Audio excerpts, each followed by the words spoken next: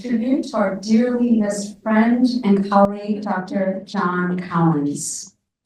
Before I begin, I want to thank Eclectic Catering, Express Newark, Reservations team, and especially Christina Strasburger for their hard work in organizing tonight's event. I'm also very happy to acknowledge Jon's family members who are with us tonight, Jon's wife, Reitha Ortega, his children, Alejandra and Marcelo, should be there, his brother, Bruce Cowans, and his mother, Diana Weil Cowans, who is joining us by Zoom. I'd also like to put in a word for the Jon Cowans Memorial Scholarship Fund. This endowed scholarship will support undergraduates majoring in history at Rutgers-Newark, which is something we know can be life-changing, and I think we'll hear about that. It is the only dedicated scholarship for our majors to date. It's in honor and memory of Jon, and we've already raised $10,000 for the fund, and we hope to reach $15,000 by April 8th. So if any of you hadn't made a donation yet, you're thinking about it, this would be a good time before April 8th to get us up to the $15,000 mark. So I will be introducing our guest speaker, Dr. Herrick Chapman. But first, I just want to say a few words about Jon.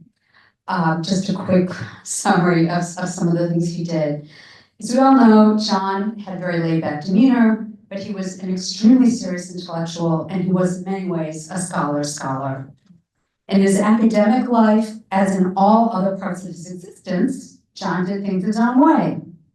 In an age in which scholars are highly specialized, Jon refused to be confined to national boundaries or narrow timeframes. Jon was trained in the history of modern France, but his first book, To Speak for the People, was about the politics of the French Revolution.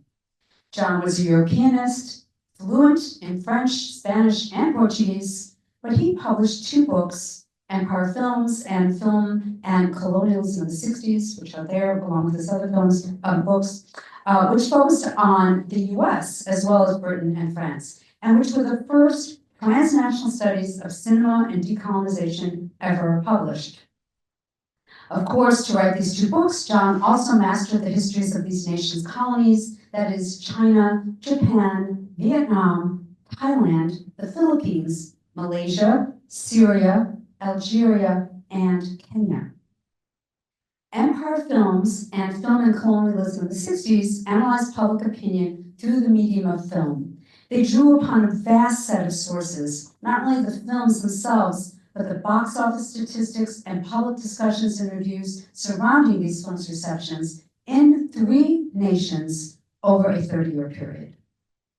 By combining his own readings of these films with empirical evidence about their reception, Jon pioneered a new and more historically grounded approach to film studies. As one of the book's reviewers wrote, quote, Jon's innovative approach, along with his refusal to look at films in, quote, hermetically sealed national bubbles, made him a, quote, scholarly boundary crosser, a rare commodity on any American canvas. Jon also published 2 documentary histories of Spain just because he was interested in it. These are all sources he chose and translated himself, and they are the go-to works on the history of Spain. He also published over a dozen scholarly articles on topics ranging from Habermas in French history to the ethnic Avenger films of the early 70s, which is a great article.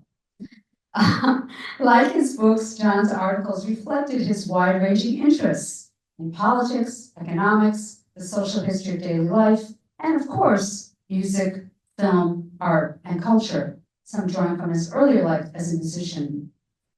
Jon never stopped researching and writing. When he passed away last August, he had 2 articles forthcoming. One will appear any day now in a new anthology titled The Malaysian Emergency in Film, Literature, and Art, and the editors of this anthology have dedicated the entire book to Jon Cowans. Jon also produced an almost complete, entirely new book manuscript called We Fought Ourselves, Cinema, Colonialism, and the Culture Wars, 1974 to 1992. We are hoping to find a publisher for this book manuscript, which will be the final installment of his trilogy on film and colonialism in the 20th century. And it's just hugely admirable and so speaks to his dedication that until, throughout his illness, throughout everything he was dealing with, he kept working, he kept writing, he cared, and he produced really important work that is gradually, even after his passing, being published to wide acclaim. Rutgers-Newark was Jon's academic home for almost 30 years. Jon took his students seriously as thinkers, and they loved him for it. Jon was also a kind and thoughtful colleague. We trusted him as someone who knew the ropes and would tell the truth. He was usually the first to reach out to the many new people he helped hire. He offered them mentorship and guidance on navigating Rutgers' many bureaucracies, as well as the more basic and rare gifts of caring and listening.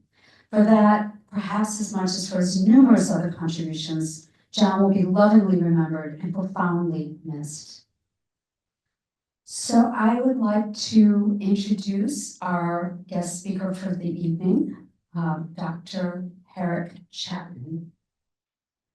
Dr. Herrick Chapman is Professor Emeritus of History and French Studies at New York University. He is the author and editor of a number of books in French and European history, most recently, France's Long Reconstruction in Search of a Modern Republic.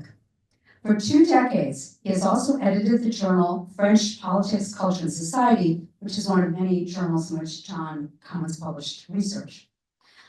Dr. Chapman is currently at work with U.S. historian Elizabeth Cohen on a comparative study of the impact of deindustrialization on France and the United States. He is the recipient of the American Historical Association's Nancy Lyman Volker Mentorship Award, which is a huge honor, by the way. We all mentor, and to get an award like that means that you're a super mentor.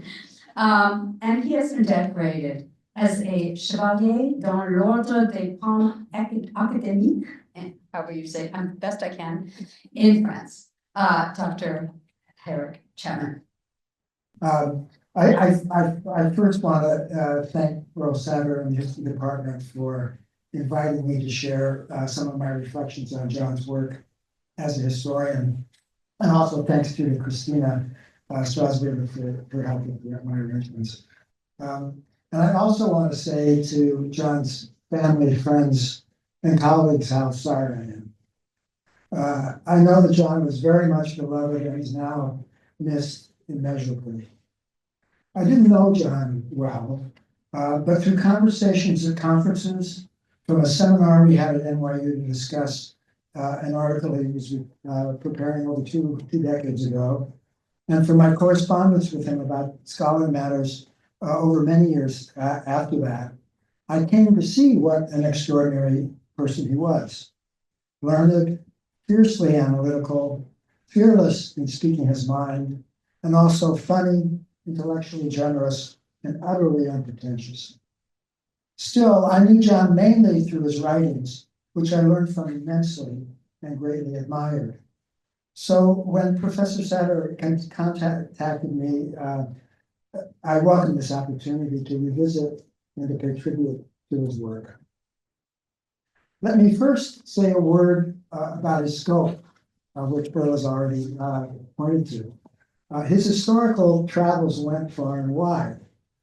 As he mentioned a few years ago in an interview in the student publication, I believe here on campus, Film Matters magazine, he went to Stanford in the late 1980s to pursue doctoral studies in Brazilian history.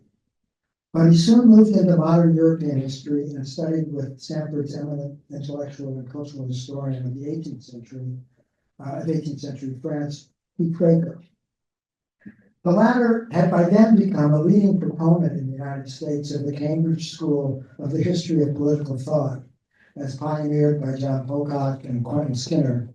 These historians insisted on contextualizing ideas and thinkers within their historical moments and cultures, their evolving discursive traditions, their institutional environments, their political circumstances, contextualizing vigorously without reducing thought to its material conditions. Over the course of his career, Jon would take this demanding and complex approach to writing history into all kinds of new territory. He began with his 1993 dissertation entitled Wielding the People, Opinion Polls and the Problem of Legitimacy in France since 1944. Here he explored the initially slow, but eventually rapid adoption of political polling as a way of constructing public opinion. Not until the 1960s, John argued, did polling become integral to French politics. It took a new set of political institutions, a new Fifth Republic, and a more populist political culture to make polling popular. I'm trying to find the right place for this mic. Hear my echo.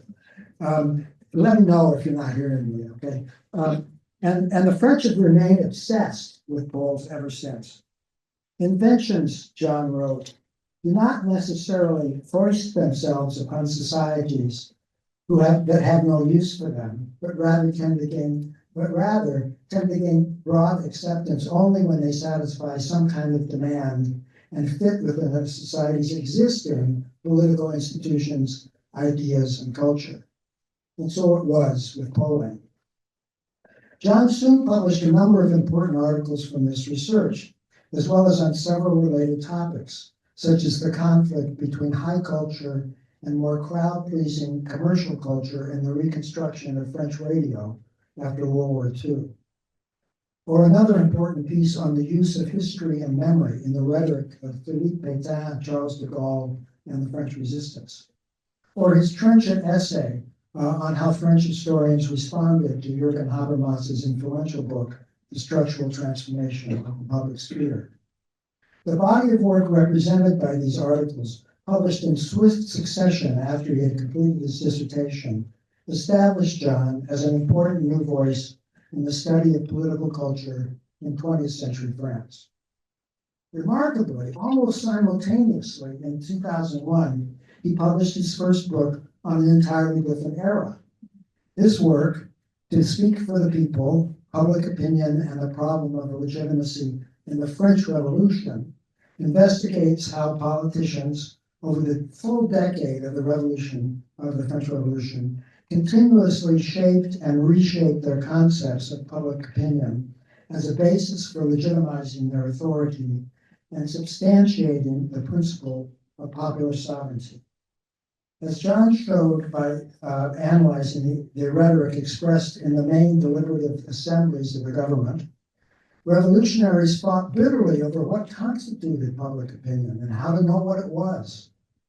John argued that their failure to resolve these questions and their tendency to elevate their claims about public opinion, put all their eggs in the basket of public opinion over the harder work of building better structures of democratic representation, contributed mightily to the eventual collapse of the Revolutionary Republic. Few historic fields are more heavily trod than the study of the French Revolution. John found a way to contribute something new and important to it. Shortly after his book on the Revolution, John then published Modern Spain, a documentary history. This endeavor required not just mastery of Spanish, but also sufficient command of the historiography of Spain to write faithful, historically informed translations, which is a lot harder than it looks, and the commentaries that John attached to every document. Then, with this Iberian expedition behind him, John set out for yet another new direction, the one that would absorb him for what turned out to be the rest of his research career, the study of European and American films and their reception during the long era of decolonization from the end of World War II through the 1970s, and now apparently on into 1990s. This shift in focus culminated in the publication of his two ambitious, path-breaking books, Empire Films and the Crisis of Colonialism, 1946 and 1959, and Film and Colonialism in the 60s, the Anti Colonialist Turn in the US, Britain, and France. I'll say more about these last two books in a moment. I wish now simply to highlight how bold and inspired John was to travel across centuries, countries, and continents. In our age of specialization, as Beryl said, in the history profession, this kind of daring is rare. New turf, after all, carries risks.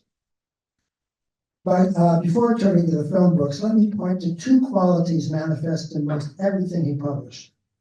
The first was Jon's commitment to a coherent scholarly mission. Behind what looks like a peripatetic itinerary across topics, Jon kept a steady focus on how elites, political elites certainly, but also cultural elites in the case of radio and the cinema, sought to respond to and shape public opinions and sentiments. In his early work on French political culture in the late 18th century and the mid-20th century, he emphasized public opinion as an elite construction, much as his teacher Keith Baker had done. As Jon put it in his French Revolution book, quote, "Public opinion is more a rhetorical device intended to create political authority than a pre-existing sociological reality that imposes itself on political leaders." His film books, on the other hand, more fully explore the dialectical relationship between elites and the public, each having influence on the other. Filmmakers made movies that promoted a wide variety of views and assumptions about colonialism and anti-colonialism, but they had to conform to some degree to what they thought the public wanted to see, lest their films bomb at the box office and wreck their careers. With his work on mass media and communication, then, Jon expanded his inquiry into more sociological territory. Still, at the heart of all his work, a central theme remained in play: how elites and the wider public strengthened or weakened the legitimacy of governing arrangements, republics, regimes, or the colonial order. In addition to mission, a second quality comes through in Jon's work, and that was his willingness to engage with major arguments of other historians and theorists, the better to bring his own views into sharper relief and to help readers see what was at stake in the questions he took on. Jon could joust, as it were, to great effect. For example, in his article, Visions of the Post-War, The Politics of Memory and Expectation in 1940s France, he challenged the views of German historian Reinhard Koselleck and French historian Pierre Nora, towering figures both, who argued that the velocity of change and the frequency of dramatic upheavals in recent centuries had diminished people's sense of connection to the past as a basis for thinking about the future. Jon found no such thing in his analysis of the rhetoric of Pétain, de Gaulle, and the Resistance. Obsessed as they were with the failures of past French regimes and determined to learn from those failures to build something better. And those obsessions were more broadly shared in the public. As Jon wrote, quote, "Perhaps we can indeed speak of an acceleration of history, but that acceleration seems to have brought the French into a closer, not a more distant relationship to their past." Or take his article, French Public Opinion and the Founding of the Fourth Republic, where he refuted the prevailing scholarly wisdom that French society, and hence French public opinion, was too fragmented, too stalemated in 1945, as it had been for more than a century, to support the creation of a new regime right after the war with strong executive authority, something Charles de Gaulle was only finally able to establish in 1958 with the new French Republic, the Fifth Republic, in the context of the Algerian War. Jon argued instead that on the basis of opinion surveys in 1945, one could see a good deal of public support for the idea of a strong presidential system. Had de Gaulle, as head of the government at the time in 1945, chosen to build a political party, which he refused to do, and campaign hard for something like the Fifth Republic, he might have gotten it. The problem wasn't public opinion, it was leadership and the willingness of elites to use their considerable powers of persuasion. Public opinion, Jon concludes, quote, "should not be portrayed as fixed and static. Instead, it should be viewed as something created, in large part by those who set the public agenda, determine categories, and frame the questions of public debate." Not every historian would agree that de Gaulle missed his chance in 1945, but Jon made a very strong case for it. So what about the film work? I first got wind of Jon's turn to cinema and to issues of race and empire in 2008, when he submitted an article to the journal French Politics, Culture, and Society. The article, entitled "Black and White on the Silver Screen, Views of Interracial Romance in French Films and Reviews Since the 1980s," was, I believe, his first publication in his new area of research, and it was a gem. He showed that even some of the boldest filmmakers in the 1980s and 1990s, producing as they did a number of innovative films involving mixed couples, either in contemporary France or in the French colonial past, approached the subject of racial prejudice with great trepidation. Jon situates the cautions manifest in these films in the longer history of French reluctance to recognize how prevalent racism was in their country, or even to acknowledge the legitimacy of the social category race. Race, it was often said in liberally minded circles in France, existed only in the mind of the racist. Much has changed in this regard in the past 25 years or so. But as Jon saw clearly, and even the more progressive filmmakers of the 1990s in France, quote, old fears that talking about race would serve right-wing ends grew in the context of the rise of the far right, eager to discuss racial incompatibilities. A few years later, Jon would go on to publish his two stunning books on film and empire in the US, Britain, and France. As Jon made clear in the introduction to the first volume, he approached the subject not as a film studies scholar with a focus on the aesthetic dimensions of the genre and the history of film per se, but rather as a cultural historian, eager to learn what filmmakers and reviewers might reveal about changing attitudes towards colonialism after 1945. The research for these two volumes is phenomenal, as Beryl pointed to. Jon studied an immense filmography of over 250 films, including virtually every film produced in the three countries with some connection to the theme of colonialism. He got to know these films well, and for nearly all of them, he read 2 or 3 dozen reviews in each of the three countries so as to develop a deeply informed understanding of their critical reception. He also investigated the production and business dimensions of these films, from the teamwork and friction in the studios to financing and box office impact. Plus, he read extensively about the political context in which the films were made and shown. Amazingly, you don't need to have seen the films yourself to be thoroughly drawn into his analysis of them. He creates marvelous plot summaries, some of them quite long, and descriptions of the film and the way they work. And the writing is great. Take this brief snippet from this nearly 7-page discussion of the 1958 British film, The Inn of the Sixth Happiness, in which Ingrid Bergman plays Gladys Aylward, a real-life, well-known English missionary in China in the 1930s. Jon calls the film, quote, a hagiopic, overflowing with sentiment and with the violinists working overtime.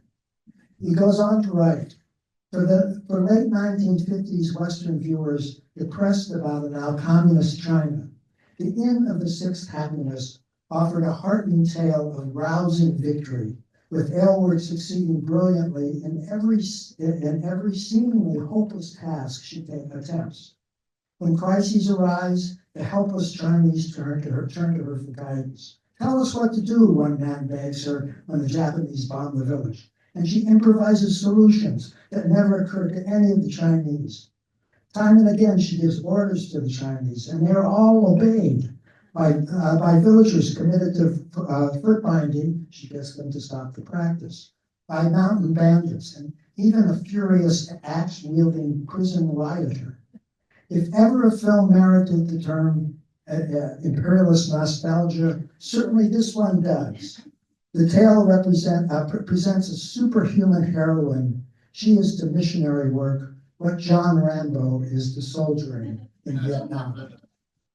John's wit seasons his two film books like this aplenty. As I suggested a few minutes ago, John makes a strong case for seeing films as both makers and markers of public opinion. Not in the sense of producing poll numbers and attitudinal surveys, but rather in serving as the most important medium in the mid-20th century for depicting and debating, as he puts it, the quote, myths, fantasies, ideologies, assumptions, and values at work in influencing the way people regarded colonialism and struggles against it. In film after film, he shows us the complexity and often the contradictions in how colonialism, race relations, and anti-colonialism were portrayed by filmmakers and reviewers alike. He does not hesitate to challenge the more simplistic judgments of other scholars or critics at the time. And yet, amid the complexity, he is able to draw out his own clear line of argument. In Empire of Films, the first book, he argues that in the 1950s, the majority of films supported an outlook he describes as liberal colonialism. That is, the tendency to defend or accept Western domination while urging reforms in colonial rule and greater respect for the colonized. But as John makes clear in the second volume, there was also nothing inevitable about the shift from liberal colonialism to anti-colonialism. He argues that anti-colonialism in film came well in the wake of successful anti-colonial revolts and the emergence of post-colonial independent states. Hence, the big shift in cinema to an anti-colonial stance came gradually in the late 1960s and early 1970s, rather than a decade earlier when the revolts were happening. The second volume, then, is a crucial sequel to the first, since it enables John to show how difficult it was for filmmakers and audiences to break free of the assumptions of liberal colonialism, and how important the actual dismantling of empire proved to be in enabling filmmakers and their audiences to embrace a new wave of anti-colonial cinema. The sheer scale of the two-volume sequence also allows John to take full advantage of the three-country framework of his study. It was a great decision on his part to bring together the US, France, and Britain. The film industries of these countries, after all, were at once both intimately linked and different. The power of Hollywood loomed over the whole transatlantic industry. By the 1960s, more and more films were international co-productions, which is something we see all the time now. He's really getting going there. He also expanded our understanding of the transnational context by analyzing how critics in all three countries responded to the same films, often quite differently. What's more, by including the US in the mix, John was able to think about the American Western with its depiction of Native Americans as part of the history of colonial and post-colonial cinema. As he showed, the path toward overcoming the subtle and not so subtle racism at work in this classic American genre is just as tortuous and long, if not more so, as the road Europeans took to divest their films of similar prejudice. John also made especially fruitful use of the French-British comparison. The anti-colonial turn he traced in the late 1960s and 70s was sharper and more substantial in France than in Britain for reasons he makes clear. The more violent and fraught nature of decolonization struggles in the French Empire, the strength of the left in France, and its newfound interest in matters of race in the 1970s, the impact of the country's May 1968 revolt, and the continuing ramifications of the Algerian War long after it was over, perhaps best illustrated in John's superb discussion of Gillo Pontecorvo's movie, The Battle of Algiers. This film, I suspect that this is a film many of you know. John develops a brilliant analysis of the tumult this film created in France, as well as the way reviewers in the US and Britain responded to the film with thoughts about Vietnam and Northern Ireland very clearly in their minds.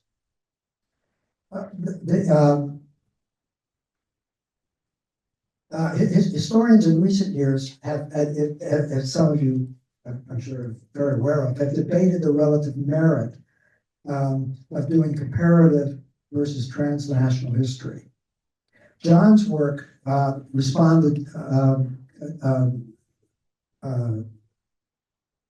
Jon's work exemplified the virtue of really combining both. It's a perfect example of why this is not an either or decision. Finally, Jon's film books, for all the pleasure we have in reading them, take us through some pretty dispiriting territory as he provides such trenchant analysis of the racism and sexism at work in so many movies. But he ends the second volume on a notably positive plateau. Big shifts in, he says, big shifts in collective political viewpoints are rare. But they happen sometimes, and the adoption of a critical attitude towards colonialism, or in the case of the United States, internal colonialism, took hold in the 1970s among many people, by no means all, but it was a real attitudinal shift. And films, he shows, played an important role in that process. First, by revealing that it was happening, and also, if to a limited extent, in advancing the change itself. In closing, I can't help but express a lament that Jon isn't here with us now to help us navigate the current upheaval in our country, where the powerful are making such extravagant claims to authority on the basis of public opinion, even self-proclaimed mandates. Jon understood this game better than anyone, but he left us plenty of tools to think with in a body of writing that taught us so much about the uses and abuses of public opinion and the role of mass media in those dynamics. His work, with its insights and artistry, will reward readers for a very long time to come. For this, Jon, and for so much else I know others will speak about, we are grateful. Thank you, that was wonderful. Our next showing here is a video tribute from Herrick Chapman. I'll just introduce her briefly. Herrick Chapman is Associate Professor of History and Senior Associate Dean of the School of Arts and Sciences, Newark. She's been teaching at Rutgers-Newark since 2002, almost as long as me, covering all of Latin American history from 1492 to the present. Her own work is about the history of Mexico.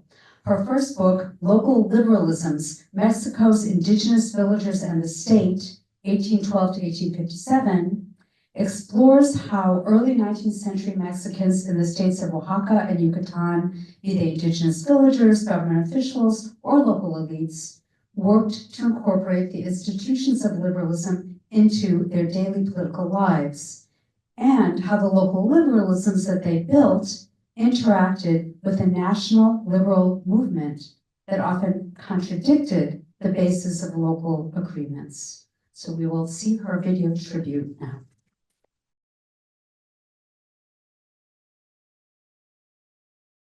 Everyone, I so wish that I could be there with you today to be celebrating Jon. For me, when it comes to Rutgers-Newark, Jon was absolutely always there. He was one of the very, very first people to reach out to me when I first accepted my position. I remember we met in New York City, in the Village, we had coffee, and we talked about jazz. He was always available to a brand new faculty member who was struggling to make a transition from a very different kind of university. You might not know that Jon started his graduate career as a Latin Americanist, so there was always something for us to talk about there. It goes without saying, of course, that his contributions to our students was immeasurable, both as a teacher and for many years as our undergraduate coordinator. And there has always been a dedicated cadre of Jon Cowans devotees in the undergraduate student body. Jon had strong opinions, and truth be told, and I think I should mention it because it is part of our truth, when I was the chair of the history, Jon and I did not always agree. And that was okay, because we talked things out and both of us gave way when we needed to. And I think we just agreed that what we were doing was working together to make Rutgers-Newark's history department the best place it possibly could be for our students and for our faculty. Moving forward in time a little bit, as dean, it was such a privilege to get to participate in John's promotion a few years ago and to get to learn about, what he had been working on all these years, his 2 books on film, and getting to hear what other scholars had to say about it. I really learned an extraordinary amount from working on that. It is so hard for me to imagine a Rutgers-Newark history department without Jon Cowans. Next, we're going to hear some remembrances and reflections from Dr. Kornel Chang, who I will briefly introduce. Kornel Chang is Associate Professor of History and Chair of the History Department at Rutgers University-Newark. He is a scholar of U.S. immigration and foreign relations, focusing on U.S. East Asian relations. His newest book, A Fractured Liberation, Korea Under U.S. Occupation, is a narrative history of Southern Korea in the aftermath of World War II, when the collapse of the Japanese Empire ushered in an extraordinary moment of promise and possibility that ultimately ended in tragedy. And this book was recently listed in the New York Times as a notable book to watch out for. I'm happy to be able to share a few personal memories of Jon. The first memory I have of Jon goes back to 2010 when I first started at Rutgers. Jon was the undergraduate director, the undergraduate coordinator, maybe the name's changed, but he was the undergraduate director in my mind. And I was a first-time teacher, and I see him in the hallway, and he asks, hey, could you send me your syllabi, right? So of course I do this. I send it to him.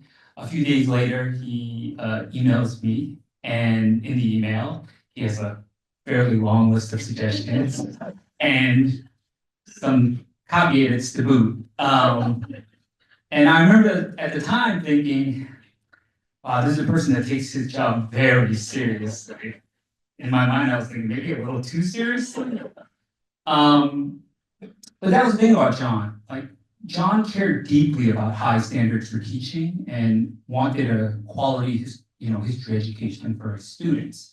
And I want to read a student quote from one of his evaluations that I think sums up Jon's teaching and his philosophy. Professor Cowans is extremely knowledgeable in a wide variety of areas and is excellent at getting his students to understand the subject matter. He is very tough, however, and demands a lot from those who take his classes. If you are looking to learn a lot, take him. If you want an easy A, look elsewhere. Sort of sums up Jon, right? Over time, I really came to appreciate Jon's conscientiousness and his thoroughness as a colleague. During my first year as chair, I had quite a few tenure and promotion cases, 4 in all. And as part of that process, I had to write a department draft and then circulate this draft among the tenured and senior faculty for feedback. Jon being Jon, read them very carefully and came back with copy edits that I can only dream of getting from my own book editor. But what I'm going to remember most is what he would say at the end of these emails. He would say things like, "Kornel, that was a fine job."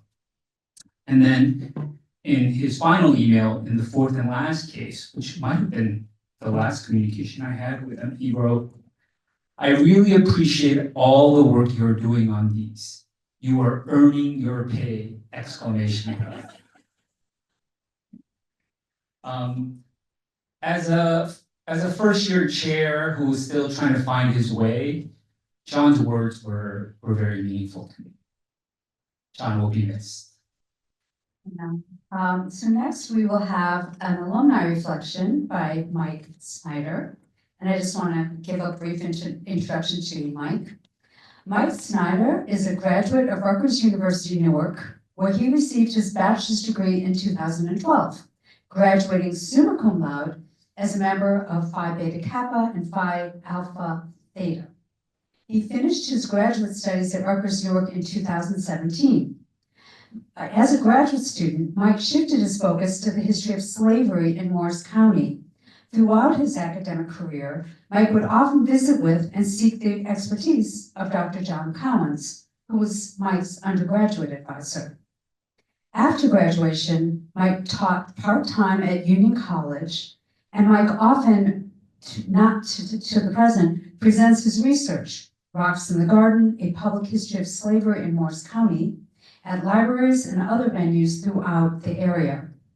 He also conducts walking tours of Hillside Cemetery and Madison for their Hidden Figures Day in May, and at locations relating to slavery in Morristown for Juneteenth. Mike currently serves as an advisor for the Morris County Historical Society project that highlights the important locations and events in African American history in the county. Mike Snyder. What does the film say, and how does it say it? This was the main mantra of the film and history classes I took with Dr. Cowans. He always asked, what does the film say, and how does it say it? What's the point? What's the argument? I really felt like he was talking about sources, because as historians, we're always in conversations with our sources. What do they say? How do they say it? How are we engaging with these sources? And what do we have to say about them? As Dr. Satter said, Dr. Cowans, I'll never call him John. Never, ever. He was my undergraduate advisor for my capstone research and writing and history classes. And the best way I can describe him was tough, but fair. He never let me settle for anything less than my best. He always challenged me, pushed me to find my own answers to my questions. Just a quick try to get through this. When I approached him about the idea for my topic for my undergrad paper, he looked at me and said monotone, no, I don't like it. Think of something else. I was shocked, disappointed. I was like, what do you mean? I worked on this an entire break. I was like, are you kidding me? And he said, you have time, think of something else. You can do it. So I went home and I went to my now broken computer because I was having all sorts of technological problems. So anyway, so I said, so I thought, and after like taking my time, I said, what about the rest of these films? What am I going to do? So I thought about all the films we watched, throughout the semesters. Like, if you took the classes with Dr. Cowans, you knew a lot of films, right? So I thought about Westerns. He likes Westerns. I thought about John Ford's Westerns. And I thought about heroes in the films and how they changed over time. And so I sent this rough idea to Dr. Cowans, and he said, I'm not convinced. If you really want to prove this, you're going to have to talk to Dr. Satter. I said, okay, I'll talk to Dr. Satter. So I met with Dr. Satter, and she was more convinced that it was a good idea than Dr. Cowans was. So I said, all right. So he said, fine, you can do it, but it's still going to take some convincing. I took this as a challenge. I'm going to prove to him that I'm right. Not that he's wrong, but I'm right. So months of research and writing and drafts and watching movies over and going to the library in New York and all this other stuff. And I'm sending him drafts and we come back with those edits and things like that. If you thought of this, then read that. If you ever thought of 500-page books in a weekend, it's like, oh, yeah, read Gunfighter Nation. I'm like, okay. So anyway, to be more concise, that's another thing he wanted me to do. So when it was all finally said and done, I sent my paper to him, and his feedback was He said, "Why can't all the papers I get be this good?" And I was like, "What? From Dr. Are you kidding me right now?" So when I shifted my focus from film and history to the public history of slavery in Morris County as a grad student here at Rutgers-Newark, I used the mantra, "What does the source say?" And I applied it to all of my research. The statues that I looked at, the sermons that I read, the public history places that I went to, I just constantly asked, what does the source say and how does it say it? And when I graduated and I taught at Union County College, I asked my students, what does the source say and how does it say it? When I do my presentations, what does the source say? How does it say it? When I do my walks, what does the source say? How does it say it? So I will always appreciate Dr. Cowans' honesty, his advice, his taste in music and movies. I would sit and I would talk to him before class or after class or whatever, and he always seemed to get a kick out of when I discovered something that he already knew a lot about, like music or movies. When Pat Metheny or Miles Davis or John McLaughlin. He raised an eyebrow at me when I said I went to see Zappa play Zappa. He goes, "Zappa, huh? Okay." And he and I had a little bit of a disagreement, and I apologize to him. I still think Rory Gallagher was a better guitar player than Eric Clapton. So one last little quick story. This brief exchange gives me a lot of insight to Dr. Cowans. In 2009, when I told him that I was going to be donating, sorry, I was well up. When I told him I was going to be donating a kidney to my sister, he said to me, "Wow, that's a really great thing. But you'd be kind of a jerk if you didn't do it, right?" And if I remember, he didn't quite say jerk, it's a PG crowd.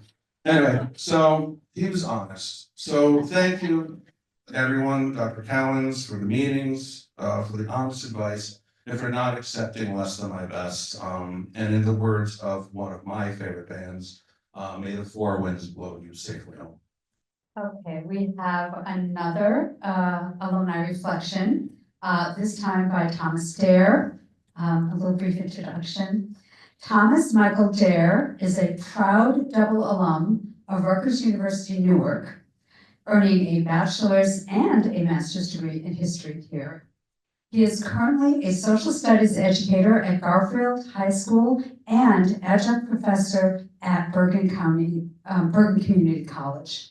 He also serves as vice president of the board of trustees for the Garfield Public Library and mentor for the Rutgers-Newark Federated Department of History graduate program. So welcome to Thomas Derr. Feel a little out of like a dress, but just zoomed here from the college, and one of the kids told me that, you look like you're always going on vacation, and I don't feel like that you're bald. So that's the type of students we teach. I know, I'm sure you all experienced it today.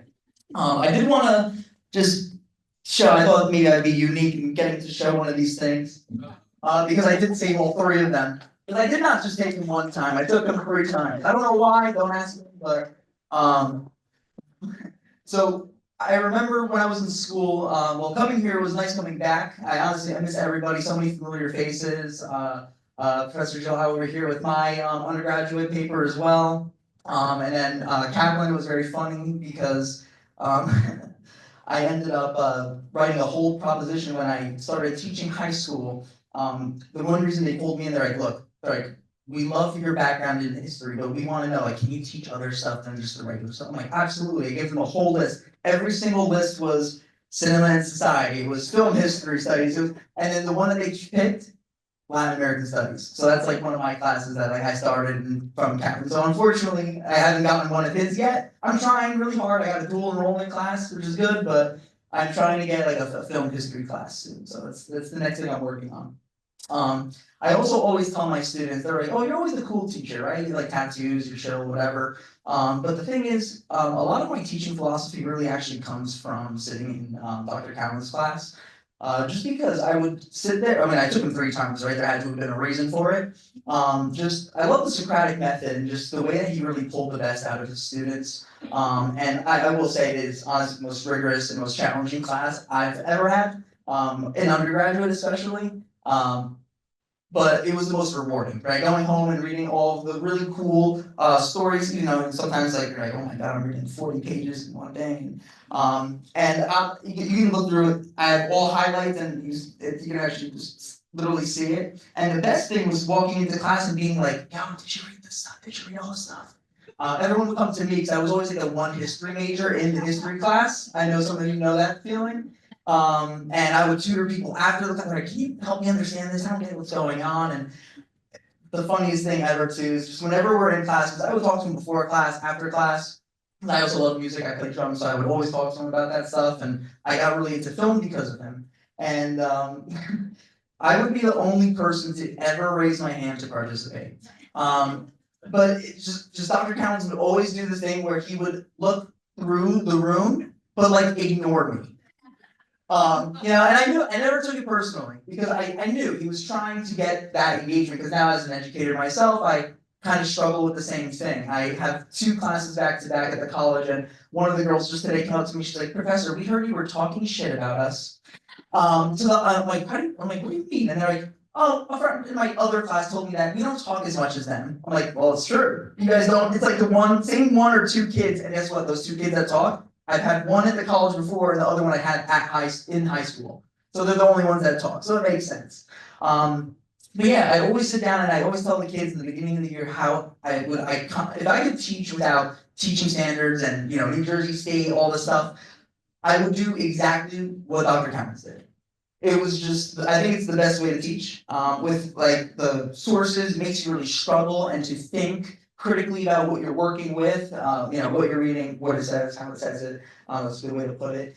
And then just give quizzes that were extremely hard, with no notes. Because nowadays it's like you have to give them notes, and it's just like ridiculous now. So it's very frustrating. But I do tell them. I tell them always. I always name him by name and tell him. I bring it into class to show them. I'm like, if you want to think my class is hard. All right, I baby feed, I spoon feed you. I actually bring this in and I bring in the quizzes and I have them do a reading and take a quiz and see how they do. And they all fail. I mean, I'll admit, I failed maybe 1 or 2, but it was also because I didn't read. The ones I did read, I always did well, but as a student, you know how it is sometimes, you had a busy weekend or something happened, you didn't do the readings and you come in and you're like, oh, well, time to get the quiz. Time to get that at 35. So I'm trying to think of anything else. I really wanted to kind of give an example of the impact of especially a history educator. I always do a joke whenever I teach history. Who's gonna major in history? Haha, right? That's what we're always told. Because I was originally in nursing school, people don't really know this about me. I ended up dropping out because I just hated it, right? So I ended up studying history and coming to Rutgers and finding a home and there's so many amazing professors that I've had and just everybody in this community. It's truly like a second home, and being able to take them 3 times and just learn what I did and just open my mind because I just only knew I was an EMT. I was like sure I was gonna do nursing and go from there, and then being this like young guy coming to Rutgers-Newark and just being like I'm now studying history all of a sudden, right? And taking him. It was probably I look back now and I was very embarrassed when I did it, but I look back at it and it has been the best decision I've probably ever made in my life, that I will probably ever go on to make in my life. And I have to kind of attribute a lot of my historical studies, my interests, to what we discussed in class, those 3 classes, right? I mean, how many times do people oftentimes take a professor, right? I think 3 is kind of like a upper limit at this point. So I just want to kind of say that we as educators, we do inspire students, and I am kind of like a living image of what that looks like. And that's something I know we all as educators try to aspire to do, and I know that Dr. Cowans definitely has done that. Because I'm just one of the many thousands of people who have had the pleasure of having him as an educator. So I just wanted to share that with you all. We have a final reflection by Dr. Eva Giloi. Eva Giloi is a professor of history at Rutgers University-Newark, where she teaches modern European history and special topics on the intersection of culture and power. She has published articles on visual culture, material culture, and museum culture in Intellectual History Review, H. German Exhibit Reviews, and Central European History, those are journal names, as well as in the conference volume Das Erbe der Monarchie, and I'm not going to read the rest in German. Because unlike John, I'm not multilingual, oh well. But that came out in 2018. In 2011, Cambridge University Press published her book, Monarchy, Myth, and Material Culture in Germany, 1750 to 1950, in the series on New Studies in European History. Eva Giloi. It's a privilege to get to be here and to get to obviously remember Jon. Jon was a major part of my experience here at Rutgers-Newark. In fact, he was the very first person I met at Rutgers-Newark. This was back in 2003 when I interviewed, or I did one of those preliminary interviews before the job talk, the shortlist, kind of, I was very excited. And I came to Newark for the very first time in my life, and it was a gray and rainy, dreary day. And back then, Newark was kind of intimidating for me. And Jon was the person who picked me up from Penn Station, waiting there by that kiosk, you know, with the light. I came down. And I just remember vividly how incredibly kind and warm he was and accessible. And so we went over to the cafe and I sat down to barely there too. And then we had the interview. And I remember also just as vividly that Jon started asking really challenging, pointed questions. I think something like, so when you say mass media and mass culture in the 19th century, what do you really mean? And is that really an appropriate term? So, I guess I must have answered it adequately because I'm still here. But it was a great question, and it was one that really, that I thought a lot about over the years after that. It came up in a lot of my research because ultimately it was such an incisive and such a clear and thoughtful question. And I think that's really what Jon represented to me, I think to all of us here. That combination of kindness on the one side and approachability, and on the other side, this very incisive, thoughtful questioning mind that he had. So, and I think that's what we've heard here from a lot of students. I know Jon really loved his students a lot, and obviously heard these testimonies about that. He wanted to provide them the best kind of experience with exciting classes, topics like imperialism and film, obviously, and socialism and democracy, other kinds of topics that are very important, but also challenging them, as you heard, challenging them to be the best they can be and to achieve things that they didn't even necessarily think that they could achieve. Jon also really loved the history department, which I think was so admirable. The way that he dedicated many years of his life to being undergraduate director, and also creating a whole framework as, I think he was there for a decade, perhaps, right? Creating this framework for what that job was, that I personally really benefited from because I ended up being undergraduate director after him when he stepped down. I also, above all, remember him being fearless, and I think this term has come up before, how fearless he was in his fights to protect the department from some of the more controversial proposals that came our way from above. I remember sitting in department meetings and admiring him for his foresight about some of the long-term consequences of those issues. And I think one of his signature phrases, maybe my favorite one, was when he would say, "This is the thin edge of the wedge." You sort of really see what was coming down the line. And, ultimately, he was inevitably pretty spot on in his assessments. So, we've all benefited, even up to this day, to the kind of thoughtful, sincere interventions that he made on behalf of the department. And it wasn't just in these kinds of department meetings, but in everything that he did, all the email exchanges, like Kornel, as you were saying, all the email exchanges, all the job talks, even things that weren't in his field, all the Zoom calls during COVID, John was always there. He was always reliable. He was there, very giving, very thoughtful, having read things very carefully, having really incisive suggestions in what was going on. But with all of that, I think what I remember most fondly is the way that John's humor came out as well in these policy moments. He was committed to principle, he was incisive and thoughtful, but he was also really funny, as you know, right? He was just very funny and he had a great wry sense of humor. And we weren't always on the same teaching schedule, so we didn't necessarily see each other that regularly. But I remember it was really, what a highlight it was and what a joy it was, a pleasure to run into him in the hallways and sort of, you know, stand at the side of the hallway and share a wry, sly joke about whatever insanity was coming our way. These sort of absurdities that always come up in these in an academic context. So for me, it's hard to imagine the Rutgers-Newark History Department without John, because he was so integral and so fundamental to my 20 years of being here, and I know to all of our 20 years.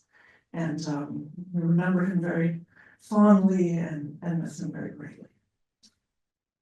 Well, so that concludes our official tributes, but we can continue to talk about John and share stories and witticisms and insights and wisdom from John as we now get to have dinner.